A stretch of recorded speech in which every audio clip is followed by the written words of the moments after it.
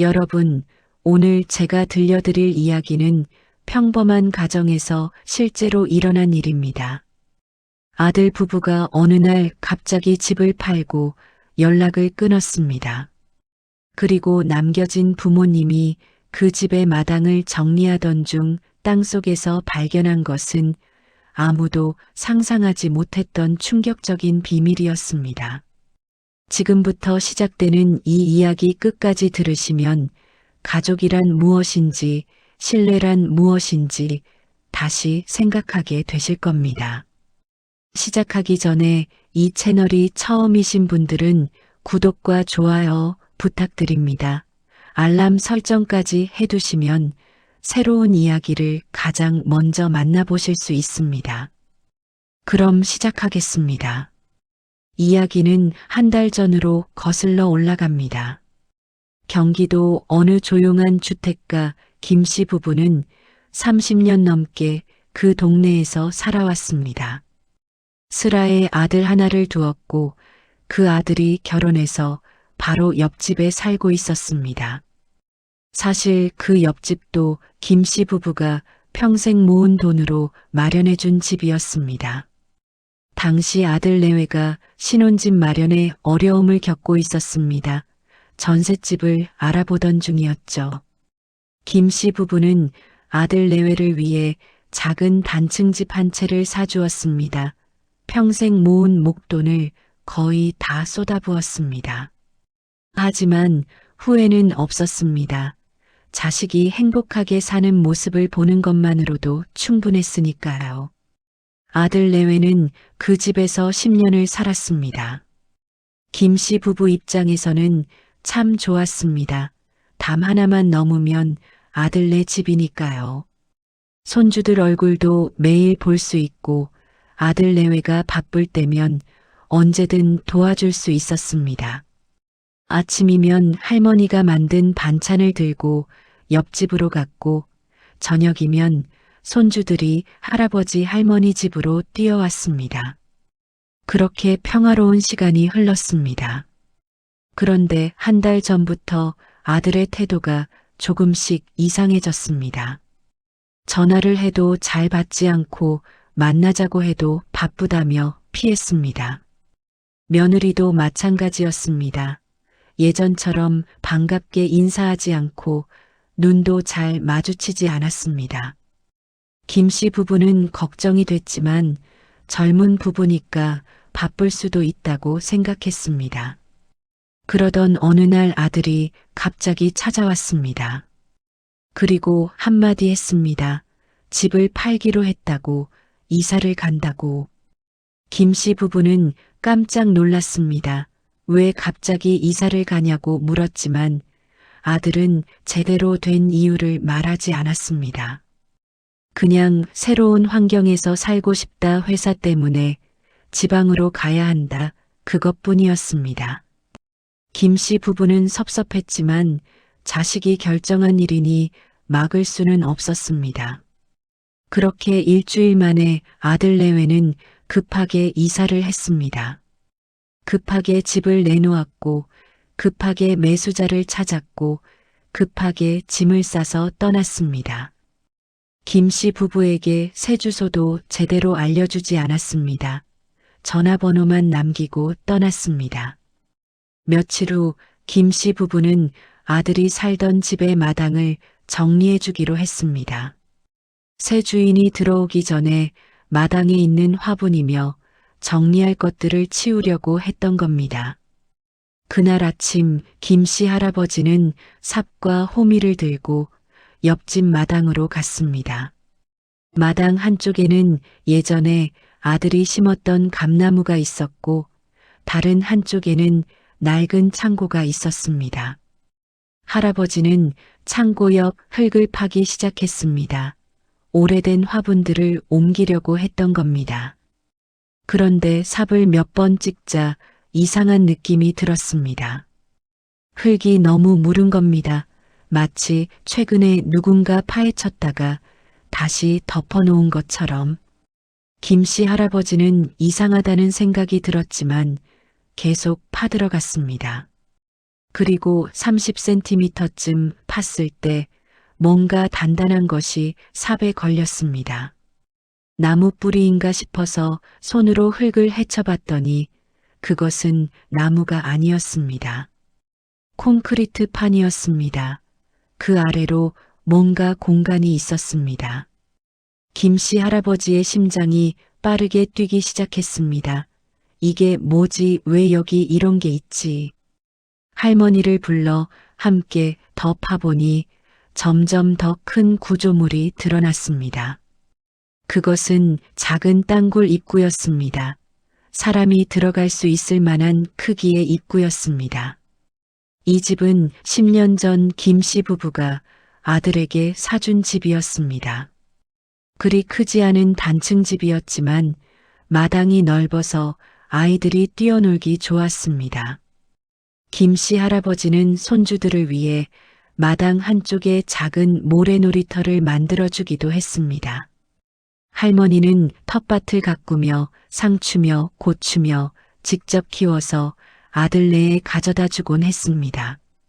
주말이면 두 집 식구들이 마당에 모여 고기를 구워 먹고 손주들은 신나게 뛰어놀았습니다. 그런 평범하고 소소한 행복이 있었던 곳입니다. 아들 내외도 그때는 행복해 보였습니다. 아들은 성실한 직장인이었고 며느리는 아이들을 잘 돌보는 엄마였습니다. 큰 문제 같은 건 없어 보였습니다. 김씨 부부는 그저 흐뭇했습니다. 자식이 잘 사는 모습을 보는 것만큼 기쁜 일이 어디 있겠습니까? 그런데 돌이켜보면 2년 전부터 조금씩 이상한 징조들이 있었습니다. 아들이 돈 이야기를 자주 꺼냈습니다. 사업 한번 해보고 싶다는 말도 했고 투자 기회가 있다는 말도 했습니다. 친구가 괜찮은 사업 아이템이 있다며 같이 하자고 했다는 겁니다. 김씨 부부는 조심하라고 충고했습니다. 직장 생활이나 잘하고 안정적으로 살라고 했습니다. 사업은 위험하다, 실패하면 빚만 남는다, 그렇게 말렸습니다. 아들은 그때마다 알았다고 했지만 표정은 별로 좋지 않았습니다. 그리고 1년 전쯤 아들 내외가 집에 공사를 한다고 했습니다. 마당 정비를 좀 하겠다고, 창고도 새로 짓겠다고. 김씨 부부는 그러라고 했습니다. 자기 집인데 당연히 고치고 싶으면 고치는 거니까요. 그런데 그 공사가 꽤 오래 걸렸습니다. 한 달이 넘게 공사 소리가 났습니다. 밤늦게까지 공사하는 날도 있었습니다. 김씨 부부가 무슨 공사냐고 물어보면 아들은 그냥 마당 배수 작업이라고만 했습니다. 습기가 차서 곰팡이가 생긴다며 배수 시설을 제대로 만든다는 거였습니다. 그리고 공사가 끝난 후 아들은 부모님이 마당에 함부로 들어오지 말라고 했습니다. 새로 심은 잔디가 자리 잡을 때까지 밟으면 안 된다는 이유였습니다. 김씨 부부는 이해했습니다. 그래서 그 후로는 아들네 마당에 잘 가지 않았습니다. 하지만 지금 생각해보니 그때부터 아들의 태도가 더 냉랭해진 것 같았습니다. 만날 때마다 어딘가 불안해 보였고 초조해 보였습니다. 가끔 전화 통화를 하다가도 갑자기 끊는 일이 있었습니다. 누군가 찾아온다며 급하게 전화를 끊곤 했습니다. 그리고 결국 한 달 전 갑작스러운 이사. 이 모든 것이 우연이 아니었던 겁니다. 김씨 할아버지는 땅굴 입구 앞에서 지난 일들을 하나하나 떠올렸습니다. 그리고 깨달았습니다. 아들이 1년 전 한 그 공사가 바로 이 땅굴을 만드는 작업이었다는 것을. 김씨 할아버지는 손전등을 들고 땅굴 입구를 비춰봤습니다. 깊이는 대략 2m 정도, 폭은 1m 남짓 계단이 만들어져 있었습니다. 할머니는 무서워하며 경찰을 부르자고 했지만 할아버지는 일단 안을 확인해 보고 싶었습니다. 혹시 아들이 무슨 사고라도 당한 건 아닐까? 혹시 위험한 일에 휘말린 건 아닐까? 그런 걱정이 앞섰습니다. 할아버지는 조심스럽게 땅굴 안으로 들어갔습니다. 축축한 흙냄새와 곰팡이 냄새가 났습니다. 손전등 불빛이 어둠을 뚫고 들어갔습니다. 그리고 그곳에서 할아버지는 몇 가지 물건들을 발견했습니다. 먼저 눈에 띈 것은 낡은 가방이었습니다.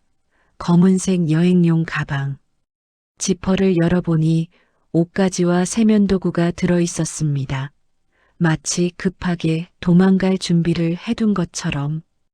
그 옆에는 생수 몇 병과 라면, 박스도 있었습니다. 장기간 숨어 있을 준비를 한 것처럼 보였습니다. 할아버지는 손이 떨렸습니다. 도대체 무슨 일이 있었던 걸까? 더 안쪽을 살펴보니 서류 봉투가 있었습니다. 봉투를 열어보니 아들 명의의 은행 대출 서류였습니다. 금액을 보고 할아버지는 놀랐습니다. 3억 원. 아들이 부모 몰래 3억 원이나 대출을 받았던 겁니다. 그것도 2년 전에. 할아버지는 주저앉았습니다. 왜 이런 큰 돈을 빌렸을까? 무엇 때문에? 서류를 더 살펴보니 대출 이유는 사업 자금이었습니다. 아들이 친구와 함께 시작한다던 그 사업 부모님은 말렸지만 결국 아들은 혼자 진행했던 겁니다. 그리고 그 사업은 실패했습니다. 더 안쪽을 보니 또 다른 서류들이 있었습니다. 빚독촉 내용 증명, 법원 지급명령, 압류예고 통지서. 아들은 빚에 쪼들리고 있었습니다. 그것도 심각한 수준으로. 할아버지는 눈물이 났습니다. 왜 말을 안 했을까? 왜 부모에게 도움을 청하지 않았을까? 김 씨 부부가 가진 재산이 많은 건 아니었지만 그래도 아들을 도울 수는 있었을 텐데. 하지만 아들은 숨겼습니다. 부모에게 걱정을 끼치기 싫었던 걸까 아니면 창피해서였을까? 땅굴 구석에는 또 다른 물건이 있었습니다. 작은 금고였습니다. 잠겨 있지 않았습니다. 열어보니 현금 몇백만 원과 아들 가족의 여권이 들어 있었습니다. 그리고 메모 하나, 거기엔 이렇게 적혀 있었습니다. 미안합니다. 제대로 인사도 못 드리고 가서 죄송합니다. 빚 때문에 더 이상 버틸 수가 없었습니다. 집은 팔아서 니들 부를 갚고 저희는 새로 시작하려 합니다. 이 땅굴은 만약을 대비해 만든 것입니다. 채권자들이 집에 올까봐 도망갈 곳이 필요했습니다. 부모님 죄송합니다. 메모는 거기서 끝이었습니다. 할아버지는 그 메모를 읽으며 눈물을 흘렸습니다. 아들이 얼마나 힘들었을까, 얼마나 외로웠을까, 왜 진작 말하지 못했을까. 김씨 할아버지는 땅굴에서 나와 할머니에게 모든 것을 이야기했습니다. 할머니도 울었습니다. 두 사람은 한동안 말을 잇지 못했습니다. 그리고 집으로 돌아와 발견한 서류들을 하나씩 다시 살펴봤습니다. 서류를 보면 볼수록 아들이 겪은 고통의 깊이가 느껴졌습니다. 2년 전 아들은 친구와 함께 작은 온라인 쇼핑몰을 시작했습니다. 처음엔 잘 되는 것 같았습니다. 매출도 조금씩 올랐고 아들은 희망에 부풀어 있었습니다. 하지만 6개월 후 그 친구가 돈을 가지고 사라졌습니다. 공동대표였던 그 친구는 회사 계좌에 돈을 모두 인출하고 잠적해버렸습니다. 아들은 혼자 남았습니다. 그리고 3억 원의 빚도 혼자 떠안았습니다. 아들은 그 빚을 갚기 위해 직장 월급을 모두 쏟아부었습니다. 생활비를 최대한 줄였습니다. 외식은 물론이고 필요한 것도 사지 않았습니다. 며느리도 알바를 시작했습니다. 아이들을 맡기고 밤늦게까지 일했습니다. 두 사람은 죽을 힘을 다해 버텼습니다. 하지만 빚은 눈덩이처럼 불어났습니다. 이자가 너무 높았습니다. 아무리 갚아도 원금은 전혀 줄어들지 않았습니다. 1년이 지나자 채권자들이 집으로 찾아오기 시작했습니다. 전화도 하루에 수십 통씩 왔습니다. 협박성 문자도 날아왔습니다. 아들은 점점 초조해졌습니다. 밤에 잠도 제대로 자지 못했습니다. 그리고 어느 날 한 채권자가 이렇게 말했습니다. 집을 팔아서 갚으라고, 담보대출 받아서라도 갚으라고. 아들은 패닉에 빠졌습니다. 이 집은 부모님이 사준 집인데 이 집까지 날려버릴 수는 없었습니다. 그래서 아들은 계획을 세웠습니다. 일단 집을 팔아서 빚의 일부를 갚고 그리고 어디론가 떠나서 다시 시작하는 겁니다. 하지만 만약 집을 팔기 전에 채권자들이 들이닥친다면 그때를 대비해서 땅굴을 만들었습니다. 급하게 숨을 수 있는 공간, 도망칠 수 있는 마지막 장소. 그것이 바로 그 땅굴이었습니다. 김 씨 부부는 이 모든 진실을 알고 나니 가슴이 찢어질 것 같았습니다. 아들이 그렇게 힘들었는데 왜 몰랐을까? 왜 눈치채지 못했을까? 할아버지는 떨리는 손으로 아들에게 전화를 걸었습니다. 한참 만에 아들이 전화를 받았습니다. 할아버지는 조용히 말했습니다. 땅굴 봤다, 다 알았다. 전화 너머로 아들의 흐느끼는 소리가 들렸습니다. 아빠, 미안해요. 정말 미안해요. 말씀드리고 싶었는데 너무 창피하고 죄송해서. 아들은 울면서 모든 것을 고백했습니다. 지금 어디 있냐는 할아버지의 물음에 아들은 지방의 한 작은 도시에 있다고 했습니다. 공장 일자리를 구했고 며느리도 식당에서 일하기로 했다고. 다시 시작할 거라고, 꼭 빚 갚고 다시 찾아뵙겠다고.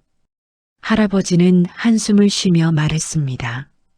건강만 챙겨라. 돈은 돈이다. 가족이 더 중요하다. 할아버지의 목소리는 떨렸지만 따뜻했습니다. 하지만 이야기는 여기서 끝이 아니었습니다. 며칠 후 김 씨 부부는 며느리에게서 전화를 받았습니다. 며느리는 울먹이며 말했습니다. 사실은 아들이 말한 것보다 상황이 더 복잡하다고. 며느리는 그동안 숨겨왔던 이야기를 꺼냈습니다. 아들이 사업을 시작한 건 사실이지만 그 이유에는 다른 배경이 있었다는 겁니다. 아들은 오랫동안 부모님의 기대에 짓눌려 살아왔습니다. 착한 아들이어야 했고, 모범적인 직장인이어야 했고, 안정적인 가장이어야 했습니다. 하지만 그는 늘 뭔가 부족하다고 느꼈습니다. 다른 사람들은 사업으로 성공하는데 자신만 평범한 월급쟁이로 사는 것 같았습니다. 부모님이 사준 집에 사는 것도 자존심이 상했습니다. 주변 친구들은 자기 힘으로 집을 마련하는데 자신은 부모님 덕을 본 것 같았습니다. 그래서 아들은 증명하고 싶었습니다. 자신도 할 수 있다는 것을, 혼자 힘으로도 성공할 수 있다는 것을. 하지만 그 욕심이 결국 모든 것을 무너뜨렸습니다. 며느리는 말했습니다. 남편이 가장 힘들어했던 건 빚 그 자체가 아니라 부모님께 실망을 드렸다는 사실이라고. 부모님이 믿어주신 아들로서 제대로 해내지 못했다는 죄책감이라고. 그래서 차마 말씀드릴 수가 없었다고. 김 씨 할아버지는 전화를 끊고 오랫동안 생각에 잠겼습니다. 자신이 아들에게 너무 많은 것을 기대한 건 아닐까? 안정만을 강요한 건 아닐까? 아들의 꿈을 무시한 건 아닐까? 할머니도 비슷한 생각이었습니다. 우리가 너무 착한 아들만 원한 건 아닐까? 아들의 진짜 마음을 들어준 적이 있었나? 두 사람은 깨달았습니다. 부모의 사랑도 때로는 자식에게 짐이 될 수 있다는 것을, 기대도 때로는 독이 될 수 있다는 것을. 김 씨 부부는 결심했습니다. 아들을 찾아가기로. 그리고 제대로 이야기를 나누기로. 이번에는 부모로서가 아니라 한 사람의 인간으로서 아들의 이야기를 들어주기로. 한 달 후 김 씨 부부는 아들이 사는 지방 도시를 찾아갔습니다. 작은 원룸 건물 2층 아들네 가족은 거기서 살고 있었습니다. 문을 열고 부모님을 본 아들은 그 자리에 주저앉아 울었습니다. 할아버지는 아들을 일으켜 세우며 말했습니다. 괜찮다, 이제 괜찮다. 우리가 미안하다. 내 마음을 몰라줘서. 그날 저녁 네 식구는 조촐한 식사를 했습니다. 그리고 밤새도록 이야기를 나눴습니다. 아들은 그동안의 고통을 털어놓았고 부모는 그동안의 후회를 이야기했습니다.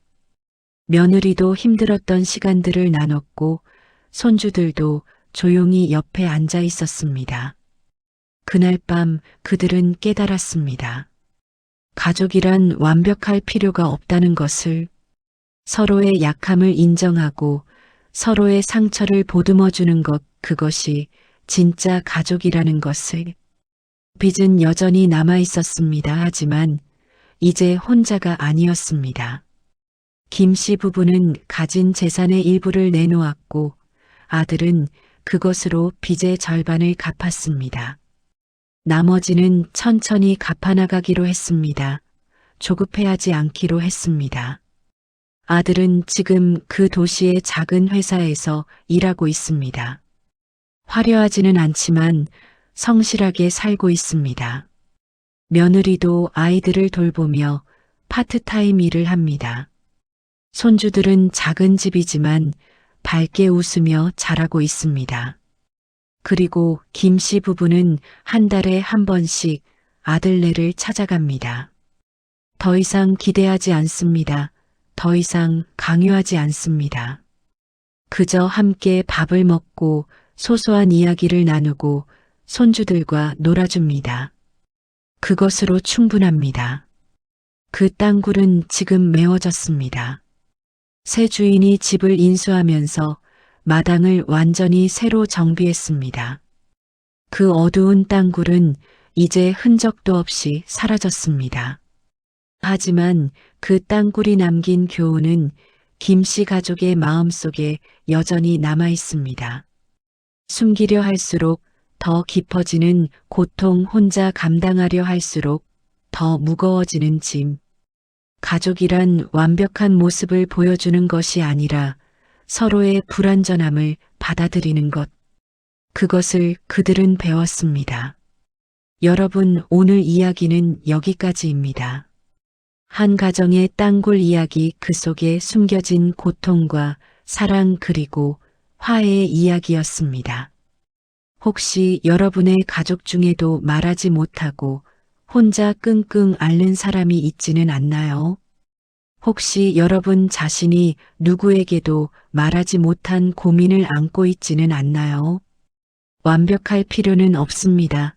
약한 모습을 보여도 괜찮습니다. 가족이란 그런 모습까지 받아주는 사람들입니다. 이 이야기가 여러분에게 작은 위로가 되었기를 바랍니다. 그리고 누군가와 진솔한 대화를 나누는 계기가 되었으면 좋겠습니다. 인생은 신비 그 자체입니다. 오늘 영상이 도움이 되셨다면 구독과 좋아요 부탁드립니다. 알림 설정까지 해두시면 다음 이야기도 함께 나눌 수 있습니다. 댓글로 여러분의 생각도 들려주세요. 그럼 다음 이야기에서 또 만나요. 감사합니다.